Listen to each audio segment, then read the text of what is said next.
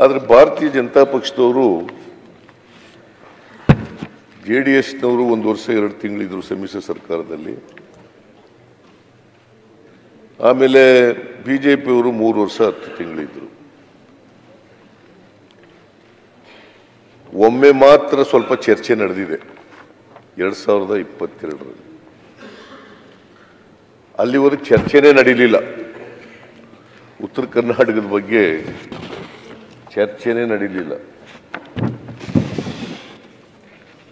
ಆಮೇಲೆ ಸುಮಾರು ಒಂದು 7-8 ಜನ MLAಗಳು ಭಾಗವಹಿಸಿ ಚರ್ಚೆ ಮಾಡಿದ್ರು. ಸರ್ಕಾರ ಅದಕ್ಕೆ ಉತ್ತರ ಕೊಡಬೇಕಲ್ಲ. ಯತ್ನಾಳ್ ಅವರೇ, ಮಾಧುಸ್ವಾಮಿಯವರು ಬರೀ 54 ಪದಗಳು ಅಷ್ಟೇ ಇರಬೇಕು ಅಂತ ಉತ್ತರ ಕೊಟ್ಬಿಟ್ಟಿದ್ದಾರೆ. ಬಹಳ ಬುದ್ಧಿವಂತಿಕೆಯಿಂದ 54 ಪದಗಳಲ್ಲೇ ಉತ್ತರ ಕೊಟ್ಬಿಟ್ಟವ್ರು.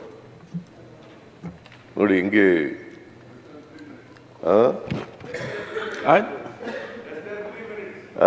Less than not even 3 minutes, 2 minutes, less than 2 minutes.